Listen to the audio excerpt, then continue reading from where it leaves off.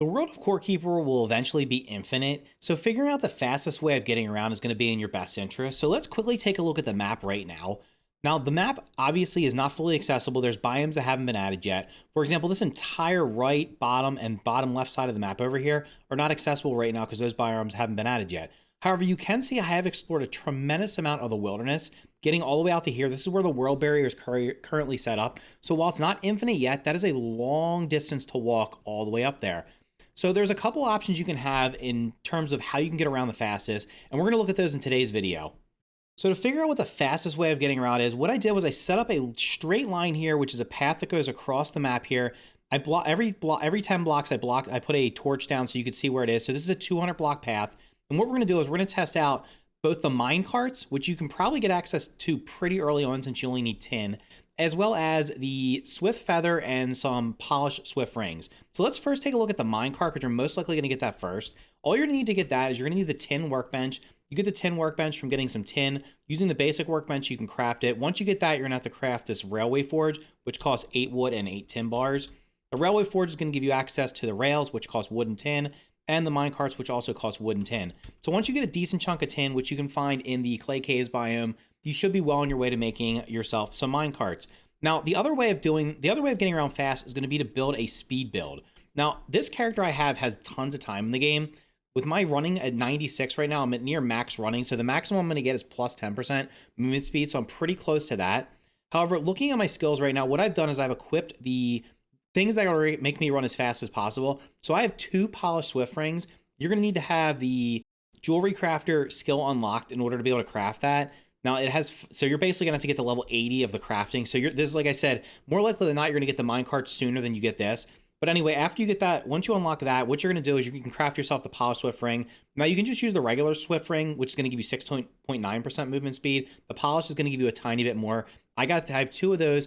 I also have myself a swift feather, which you can find around the map. I think I have like 5 or 6 of these things. Now, one thing you need to be mindful of when you have the swift feather, which I did not realize, and I had it equipped for the longest time and didn't even take advantage of it, is when you put it in your offhand. So we can equip it right here. We will put it in here in our offhand slot. When you have this equipped, it doesn't work unless you press the space bar. So if you're not pressing the space bar, you're not getting the dash. So you can press the dash every so often. So make sure if you're using the swift feather specifically for like some boss fights, that you actually press the space bar to get the dash. So putting all that together is going to give us a movement speed of 123.8%.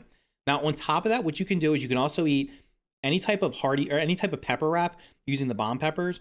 So the bomb pepper, any type of food given with the bomb pepper is going to give you movement speed. So the basic one's going to give you 21%.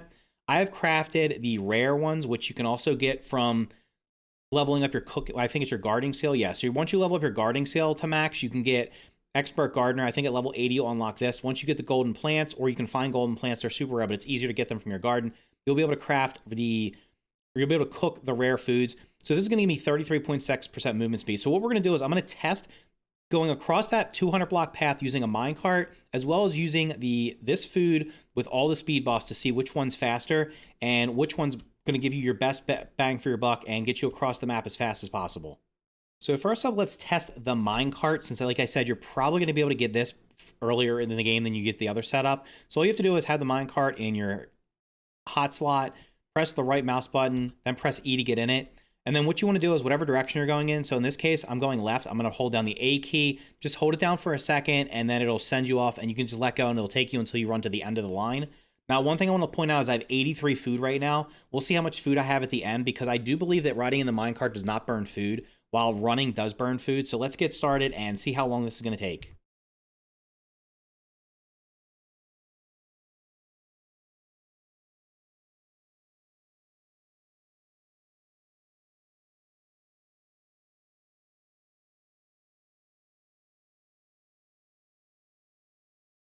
So we hit the end there, and as you can see, we still have 83 food. So riding in the minecart does in fact not burn any food, which is going to be a little bit of a benefit, specifically when you're traveling large distances across the map. Now let's jump back over to the other side and use our swiftness build without the minecart.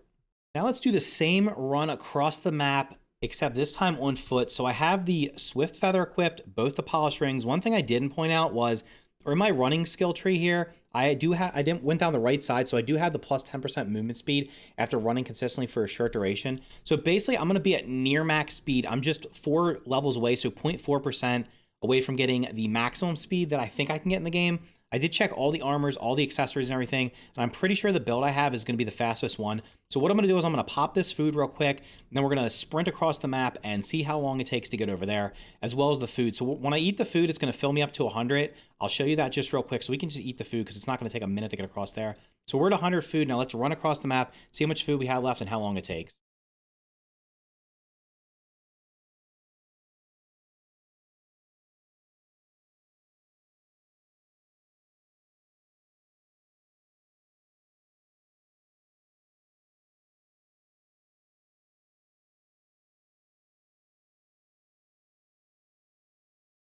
So traveling in the minecart was not surprisingly the better option.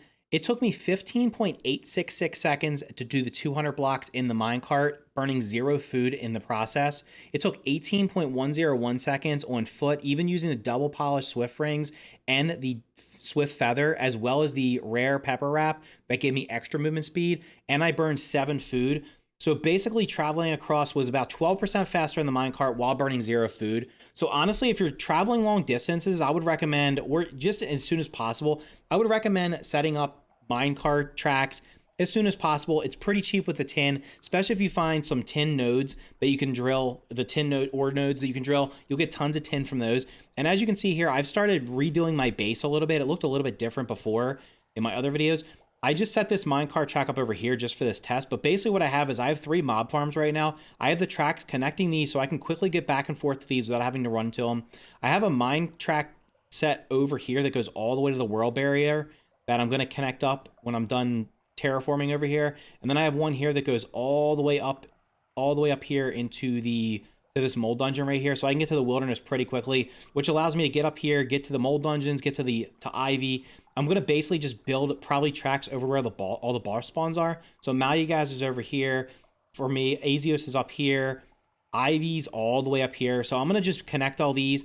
That way, if I want to farm the bosses, it'll be easy for me to get around. I'm going to burn less food. It's also going to be faster. And I expect minecarts to become even more important in the future because more biomes are going to be added to the game. The map will eventually end up being infinite in all directions.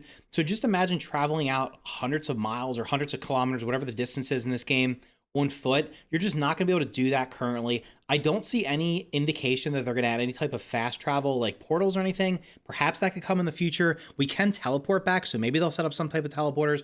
But right now, I think it's best to just mine as much tin as you possibly can, get your minecart set up, get your track set up so you can get to and from where you want to go, and then just be prepared so that when the next update comes out, you'll be able to set up minecart tracks to get there as well so that you can get through the content as efficiently and fast as possible. If you found this video helpful, make sure to click the like button and consider subscribing for more videos like this. Here's another video you might enjoy. Thank you for watching, and I'll see you in the next video.